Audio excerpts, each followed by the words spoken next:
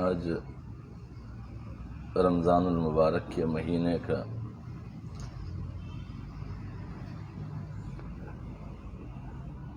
پانچ روزے ہو چکے ہیں اور چھٹے روزے کی تراویح کی ادائیگی میں قرآن کا تکمیل کیا گیا ہے،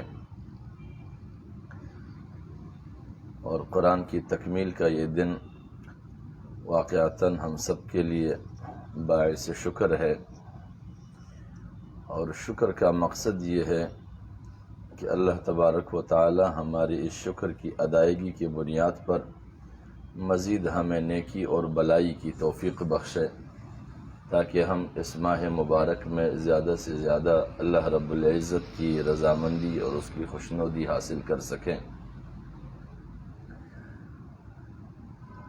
بلا شبہ جس طرح قرآن مجید میں فرمایا گیا ہے کہ بلا شبہ یہ قرآن مجید راہ دکھانے والی کتاب ہے، اور ایسی راہ جو بالکل سیدھی ہے، جس میں کوئی کجی نہیں ہے۔ وَيُبَشِّرُ الْمُؤْمِنِينَ الَّذِينَ يَعْمَلُونَ الصَّالِحَاتِ، اور ان ایمان والوں کے لیے خوشخبری ہے اس میں جو اچھے اعمال کرتے ہیں، ان لہم اجرا کبیرا، اور وہ خوشخبری اللہ تعالیٰ کی یہاں بہت بڑے اجر کا ہے۔ چونکہ یہ ماہ رمضان المبارک ہے، اور ماہ رمضان المبارک میں قرآن کی ختم کی تراویح اس لیے پڑھی جاتی ہے کہ حضور نبی اکرم صلی اللہ علیہ وسلم کا فرمان ہے کہ من تقرب فیہ بخصلۃ من الخیر کان کمن ادی فریضۃ فیما سواہ، کہ اس ماہ مبارک میں اگر کوئی نفلی عمل کی ادائیگی کرتا ہے گویا کہ عام ایام کے ایک فرض ادا کی ہے، یعنی اس کے برابر اجر دی جاتی ہے۔ ومن ادی فریضۃ فیہ کان کمن ادی 70 فریضۃ فیما سواہ، اس ماہ مبارک میں فرض عمل کی ادائیگی کی جائے تو گویا کہ عام ایام کے 70 فرائض کی ادائیگی کی ہے۔ تو اللہ رب العزت کی خاص مہربانیاں اس ماہ مبارک میں ہوتی ہے، تو قرآن مجید کا بھی باقاعدہ بالاستیعاب جو سماع کی جاتی ہے قرآن میں کہ نمازوں میں تراویح میں، وہ اس لیے ہے کہ اللہ رب العزت قرآن مجید کے ایک ایک آیت کے بدلے میں کئی گنا زیادہ ثواب دے، کیونکہ عام ایام میں بھی ایک لفظ کی 10 نیکیاں ہوتی ہے، لیکن رمضان المبارک میں اس کی ادائیگی کی جائے تو پھر اس سے کئی گنا زیادہ ہو جاتی ہے۔ اور خاص طور پر ہمیں اس بات پر شکر ادا کرنی اس لیے بھی چاہیے ہے کہ اللہ تبارک و تعالیٰ کا فرمان ہے لَإِن شَكَرْتُمْ لَأَزِيدَنَّكُمْ وَلَإِن كَفَرْتُمْ إِنَّ عَذَابِي لَشَدِيدٌ۔ ہم چونکہ روزہ دار بھی ہیں، روزے رکھتے ہیں اور تراویح بھی پڑھتے ہیں، ہم اپنے عبادات کی توفیق پر اگر اللہ کی شکر ادا کریں تو اللہ رب العزت ہمیں مزید توفیق بخشے گا ان کی رضامندی کے حصول کی۔ اور اگر ہم شکر ادا نہ کریں اور اس جانب متوجہ نہ ہوں تو بہرحال موقع مل جاتا ہے، اس میں جتنا ہم پڑھ سکے تو پڑھ سکے، اس کے بعد مزید توفیق نہ معلوم ملے نہ ملے، لیکن شکر کی ادائیگی کے بعد اللہ رب العزت ضرور توفیق نصیب کرتا ہے، کیونکہ شکر کے متعلق اللہ رب العزت کا اپنا ہی فرمان ہے کہ جو شکر ادا کرے گا تو میں اس شکر کی ادائیگی والے عمل میں مزید ان کے لیے توفیق کا اضافہ فرماؤں گا۔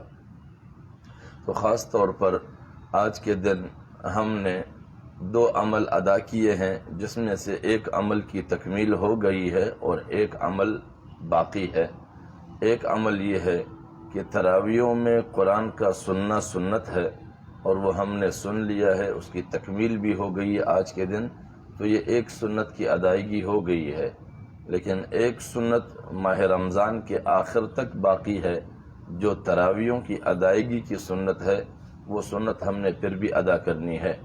عموماً ہمارے یہاں روایت یہ ہے کہ تراویحوں میں ختم پڑھ لینے کے بعد پھر ہر شخص اپنے آپ کو آزاد سمجھتا ہے، وہ یوں سمجھتے ہیں کہ اب ہماری ذمہ داری پوری ہو گئی ہے، تراویح میں ہم نے قرآن سن لیا ہے اور پڑھانے والوں نے پڑھا لیا ہے، اس کے بعد اگلے روزوں کے ساتھ تراویح پڑھنے کی کوئی ضرورت نہیں، ایسی بات نہیں ہے۔ امام ابو حنیفہ رحمہ اللہ کے یہاں پر اور فقہا فرماتے ہیں کہ تراویح جو ہے وہ سنت مؤکدہ عمل ہے، یعنی لازمی عمل ہے۔ تو لازمی عمل کے لیے اگر کوئی ایسی مجبوری کہ جس مجبوری کو اختیار کیے بغیر آدمی کے مسائل میں کئی سارے مشکلات پیدا ہو تو وہ الگ مسئلہ ہے۔ اس کے لیے تو آدمی فرض نمازوں کے ساتھ پڑھی جانے والی سنت کو بھی چھوڑ سکتا ہے جب انتہائی کوئی مشکل مسئلہ پیش آ جائے، لیکن انتہائی دشواری اور مشکل اور کوئی پریشانی نہ ہو تو پھر اس صورت میں تراویح بھی اسی طرح سنت مؤکدہ ہے جس طرح دیگر نمازوں کے ساتھ پڑھی جانے والی سنت مؤکدہ ہے۔ تو لہٰذا ہمیں رمضان کے آخر تک سنتیں تراویح کی صورت میں ادا کرنی ہے اور اس کی پابندی رکھنی ہے۔ اب انشاءاللہ کل سے یہ ترتیب ہے کہ یہاں پر باقاعدہ سورت تراویح بھی شروع کی جائے گی تاکہ پھر ماہ رمضان کے آخر تک لوگوں کے لیے سہولت رہے اس چیز میں۔ لہٰذا ہم نے تراویح کی پابندی کرنی ہے اور ساتھ میں اپنے لیے بھی دعا مانگنی ہے، اور حفاظ کرام کے لیے جن حفاظ نے قرآن سنایا ہے ان کے لیے بھی دعا مانگے کہ اللہ رب العزت ان کی اس کاوش کو اپنی بارگاہ میں قبول فرمائے اور ان کو قرآن پڑھنے کی ہمیشہ پابندی کرنے کی توفیق بخشے، اور قرآن یاد رکھنے اور قرآن پر عمل کرنے کے انہیں بھی اور ہم سب کو بھی توفیق بخشے۔ وآخر دعوانا ان الحمدللہ رب العالمین۔ الحمدللہ رب العالمین والعاقبۃ للمتقین والصلاۃ والسلام علی اشرف الانبیاء والمرسلین وعلی آلہ وصحبہ ومن تبعهم بإحسان الی یوم عظیم۔ اللهم صل على محمد وعلى آل محمد كما صليت على إبراهيم وعلى آل إبراهيم إنك حميد مجيد. اللهم بارك على محمد وعلى آل محمد كما باركت على إبراهيم وعلى آل إبراهيم إنك حميد مجيد. اللهم ربنا آتنا في الدنيا حسنة وفي الآخرة حسنة وقنا عذاب النار وقنا عذاب القبر وقنا عذاب الحشر وقنا عذاب يوم الميزان. یا اللہ ہم تمام مسلمانوں کی خطاؤں کو معاف فرما۔ یا اللہ تو ارحم الراحمین، ہم پر رحم فرما۔ یا اللہ اس ماہ مبارک کی طفیل اور اس ختم قرآن کی طفیل ہم تمام مسلمانوں کی مغفرت فرما۔ یا اللہ ہماری تمام تر پریشانیوں کو حل فرما۔ یا اللہ ہم تمام مشکلات کا حل فرما۔ یا اللہ جو مسلمان فوت ہو چکے ان کی مغفرت فرما۔ یا اللہ ان کی لغزشوں سے درگزر فرما۔ یا اللہ انہیں اپنی جوار رحمت میں جگہ عطا فرما۔ یا اللہ جو مسلمان بیمار ہے انہیں شفا عاجلہ کاملہ مستمرہ نصیب فرما۔ یا اللہ جو مسلمان مقروض غیب سے ان کے قرضوں کو ادا فرما۔ یا اللہ جو پریشان حال مشکل حال ہے ان کی دادرسی فرما۔ یا اللہ انہیں مشکلات اور پریشانیوں سے نجات عطا فرما۔ یا اللہ ہم تمام مسلمانوں کی عبادات کو اپنی بارگاہ میں قبول فرما۔ یا اللہ اس ماہ مبارک میں صحیح معنوں میں ماہ رمضان کے تقاضوں کی تکمیل کی ہمیں توفیق عطا فرما۔ یا اللہ ان کی تقاضے پورے کرنے کی ہمیں توفیق عطا فرما۔ یا اللہ ہمیں رمضان کے روح کے ساتھ انہیں روزے رکھنے کی ہمیں توفیق عطا فرما۔ یا اللہ اب ہمارے روزوں کو اپنی بارگاہ میں قبول فرما، ہماری دعاؤں کو اپنے بارگاہ میں قبول فرما، ہمارے نفلی عبادات اور فرضی عبادات کو اپنی بارگاہ میں قبول و منظور فرما۔ یا اللہ ہمارے لیے دین پر عمل کرنا آسان فرما۔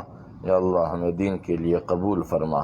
ربنا تقبل منا انك انت السميع العليم وتب علينا انك انت التواب الرحيم۔ اور خاص طور پر حفاظ کرام کے لیے دعا فرمائیں کہ اللہ تعالیٰ انہیں ہمیشہ قرآن کے ساتھ تعلق رکھنے اور اس کو پڑھنے کی توفیق عطا فرمائے، قرآن کو یاد رکھنے اور اس پر عمل کرنے کی انہیں توفیق عطا فرما، قرآن کو ہمیشہ سمجھنے اور ان کو عزیز رکھنے کی انہیں توفیق عطا فرما۔ ربنا إنا أطعنا سادتنا وكبراءنا فأغفر سبيلا. ربنا ولا تحمل علينا إصرا كما حملته على الذين من قبلنا. ربنا ولا تحملنا ما لا طاقة لنا به واعف عنا واغفر لنا وارحمنا أنت مولانا فانصرنا على القوم الكافرين. وصلى الله تعالى على خير خلقه محمد وآله وأصحابه أجمعين برحمتك يا رحمن.